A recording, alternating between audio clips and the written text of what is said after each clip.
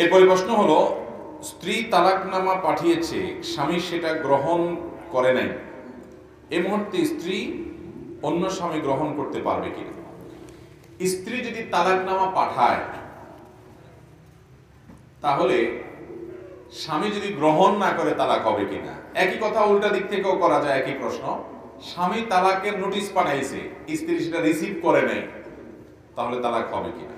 এর উত্তর হলো, তালাক যদি শরিয়ার নিয়ম অনুযায়ী প্রয়োগ করা হয় তাহলে অপরপক্ষ গ্রহণ করছে কি করে নাই এটার উপর শরিয়ার দৃষ্টিকোণ থেকে তালাক পতিত হওয়া নির্ভর করে না। কথা কি বুঝাতে পারছি? স্বামী তালাক লিখে পাঠিয়েছে চিঠি, স্ত্রী সেটা গ্রহণ করে নাই, তো এতে কিছু আসা যায় না। স্বামী যদি তালাক লিখে পাঠিয়ে থাকে তালাক হয়ে গেছে, স্ত্রী গ্রহণ করুক বা না করুক। স্ত্রী যদি তালাক নামা পাঠায় স্বামীকে, তো স্ত্রী তালাক দিতে পারে কিনা? উত্তর হলো, স্ত্রী সরাসরি তালাক দিতে পারেন না। স্ত্রী তালাক নিজের প্রতি নিজে গ্রহণ করতে পারেন যদি স্বামী তাকে সে পাওয়ার দিয়ে থাকে, যেটাকে অর্পিত তালাক বলে। আমাদের দেশের কাবিননামা 18 নম্বর কলামে যেটা লেখা আছে যে যদি ভরণ পোষণ না দেয়, এটা করে সেটা করে, স্বামী উল্টা পাল্টা করে, জুলুম বিচার করে, অত্যাচার করে, তাহলে স্বামী তার স্ত্রীকে তালাকের নিজের প্রতি নিজে তালাক গ্রহণের ক্ষমতা দিয়েছেন।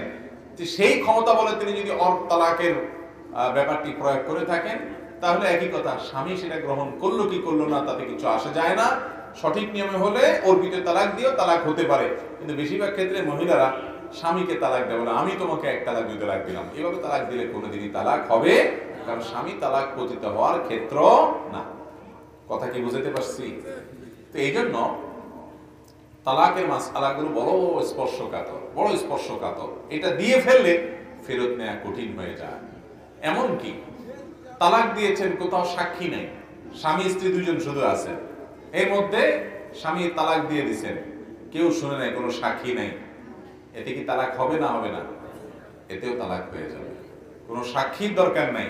এমনকি স্ত্রীও ছিল না, স্বামী দূর থেকে তালাক দিয়ে দিছে সেই স্ত্রীকে, স্ত্রী দূরে ছিল, তাতেও তালাক পতিত হবে। খুবই ডেঞ্জারাস একটা জিনিস। নবী করিম সাল্লাল্লাহু আলাইহি ওয়াসাল্লাম বলেছেন, সালাতুন জিদ্দুহুন্না জিদ্দুন ওয়া হাজলুহুন্না জিদ্দুন।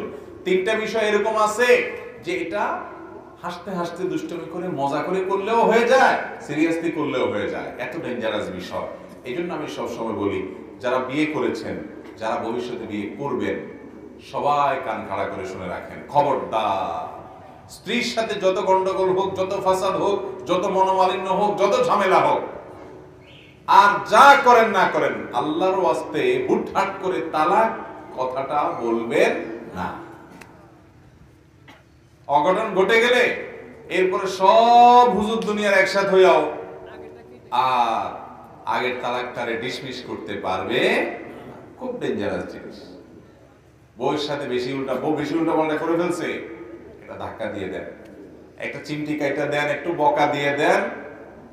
বেশি বাড়াবাড়ি করলে পরে আপনার বিচার না করা যাবে, কিন্তু তালাক মারে দিয়ে বসে আছেন, এরপর বিচার করার কাজ হবে না। ছুরি মারার মতো এটা, ছুরি মেরে লোকটা মেরে ফেলছেন, এরপর জিহ্বা কামড় দিয়ে বলতেছেন, আসলে মাথা গরম হয়ে গেছিল তো, আমি সরি হুজুর মাফ চাই। আপনি যত সরি বলেন, ওই মরা মানুষ আর জিন্দা হবে না। তালাকটা এরকম, আল্লাহর ওয়াস্তে এটা হুটহাট করে মেরে দিবেন। বহুত মানুষ আছে, এত ছোট লোকের ছোট লোক, কিছু হইলেই হলো কথায় কথায় তালাক, কথায় কথায় তালাক, আছে না নাই? আল্লাহ তাআলা আমাদেরকে হেদায়েত দান করুন। মহিলাদের মধ্যে কিছু আছে, কিছু হইলেই আমরা এক্ষণ তালাক দিয়ে দিবি, আমার বাবার চলে যাবো, আছে না নাই? এক্ষণ তালাক দিয়ে দিবি, আমার বাবার চলে যাবো, মনে হয় যে মায়ের হাতের মোয়া চাইতেছে আর কি, ছোট লোক। আবার অনেক স্বামী আছে, সেও এরকম, কিছু হইলেই বলে যে তোমার আমি তালাক দিয়ে দেবো, তোমার রাখবো না, তোমার সংসার করবো না, তোমার বারবার চল পাঠিয়ে দিব, এরকম আছে না নাই?